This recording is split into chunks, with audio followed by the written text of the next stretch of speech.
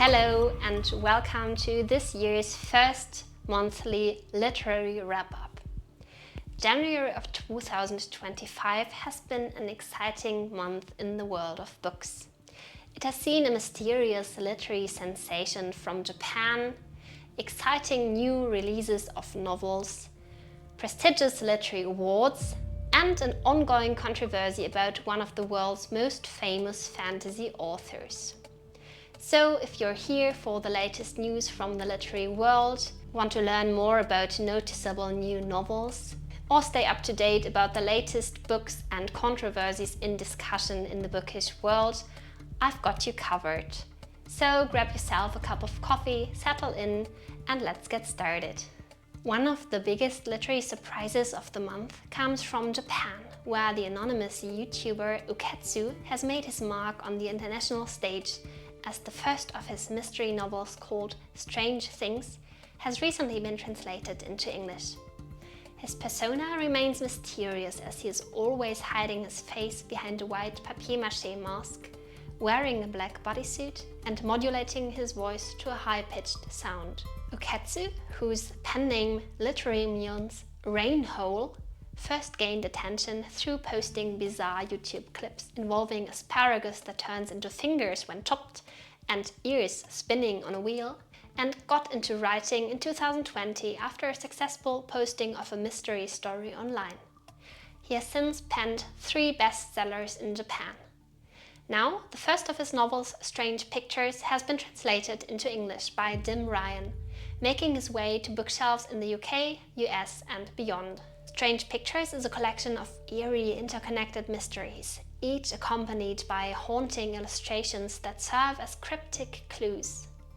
The book challenges readers to unravel hidden connections between seemingly unrelated stories, often touching on unsettling themes such as child abuse and murder.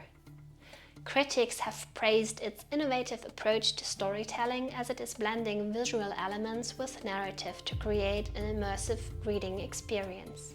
In the world of literary awards, this month saw 2 big announcements from Japan and Spain. Let us first look at Japan. Since 1935, the Akutagawa Prize has recognized outstanding short to medium fiction.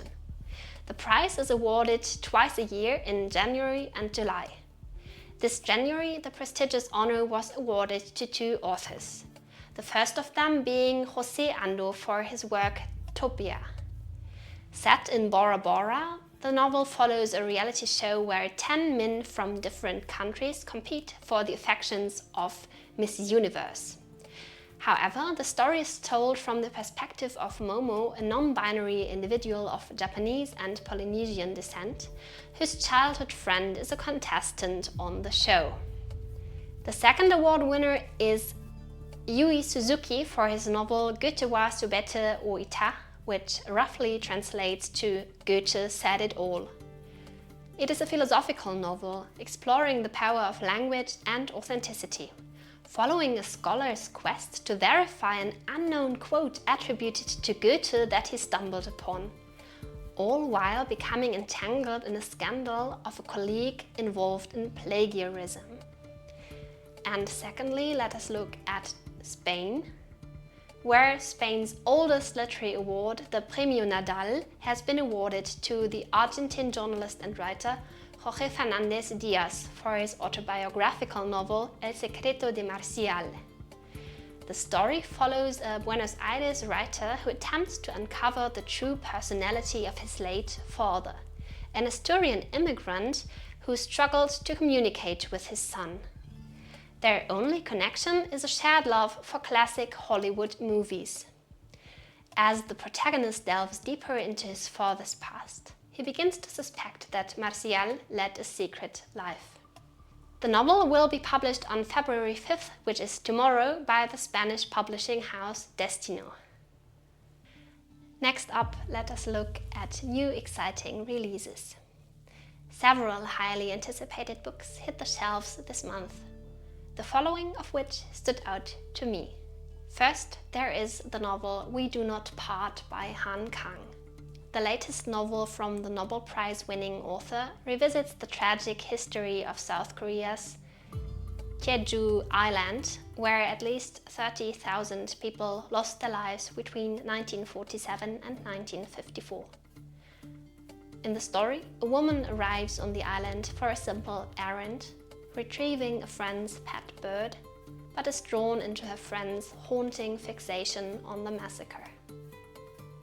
Han Kang is a South Korean writer and gained international acclaim with her novel The Vegetarian, which won the Man Booker International Prize in 2016. Her works often explore themes of violence, humanity, and the complexities of the human psyche. Secondly, there is the novel Water Moon by Samantha Soto Yambao. In a hidden Tokyo backstreet, a mysterious pawn shop only appears to the lost. To the unknowing, it's a ramen shop. To the chosen few, it's a place where people can trade away their regrets. Hana Ishikawa, its new owner, embarks on a magical journey to recover a stolen item and her missing father, navigating a world of paper cranes, night markets in the cloud, and bridges between midnight and morning. Samantha Soto Yambao is a Filipina author and is known for her debut novel Before Ever After, which blends romance and magical realism. Her storytelling often weaves together elements of history, fantasy, and love. Thirdly, I want to mention the novel Death of the Author by Neil Gaiman. After losing her job and facing rejection, Zelu, a struggling writer, channels her frustration into crafting a bold new sci-fi novel about AI and androids. As her life begins to mirror her fiction, she is forced to confront the power of storytelling and its ability to reshape reality. Nnedi Okorafor is an award-winning Nigerian-American writer and is celebrated for her works of African futurism and African Jujuism, a term she uses to describe a subcategory of fantasy centered on African lives as lived on the continent. She's also a professor for creative writing at the University of Buffalo, and some of her most famous works include Who Fears Death and the Binti trilogy.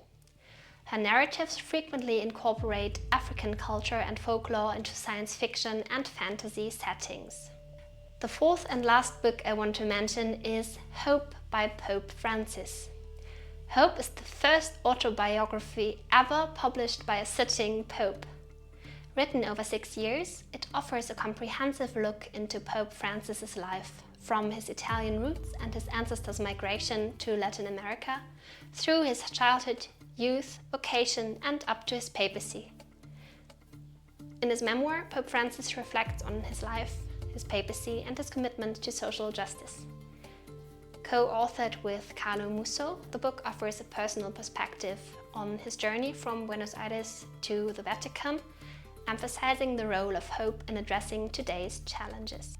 This month also saw significant controversy surrounding acclaimed fantasy author Neil Gaiman, who is known for works such as Good Omens, American Gods, and The Sandman, and currently faces multiple allegations of sexual misconduct. Here is a timeline of events. In July 2024, a Tortoise Media podcast airs accusations from 2 women alleging sexual abuse and coercion. Gaiman denies any unlawful conduct. In September 2024, the allegations begin to impact his projects. Netflix cancels The Dead Boy Detectives after 1 season. Amazon halts the production on Good Omens Season 3, and Disney pauses developments on the Graveyard Book movie adaptation. In January 2025, a New York Magazine article brings forward more allegations. Gaiman releases a statement expressing, quote, horror and dismay, while admitting to being, quote, careless with people's hearts, but denying non-consensual behavior. In January 27, 2025, Dark Horse Comics, his long-term publisher, severs ties with him, cancelling the Anansi Boys comic series. Other publishers, including HarperCollins and W.W. Norton, announced they will not pursue future projects with him. This is the current status of his projects. Good Omens will conclude with a single 90-minute episode without Gaiman's involvement. Disney's The Graveyard Book remains indefinitely paused, and Netflix will proceed with The Sandman Season 2 later this year, but its long-term future remains uncertain. So, once a literary giant, Neil Gaiman now faces the most challenging period of his career yet. While reactions from his fan base remain divided, the allegations have undoubtedly reshaped his professional trajectory, and several booktubers have declared they will not continue giving his works any further attention. That wraps up this month's literature news. Let me know which of these news caught your attention the most. Are there any newly released books that you are excited about? And what are your thoughts on the latest industry controversies I mentioned? Let me know in the comments, and stay tuned for the next month update in the end of February. Thanks for watching. Bye bye!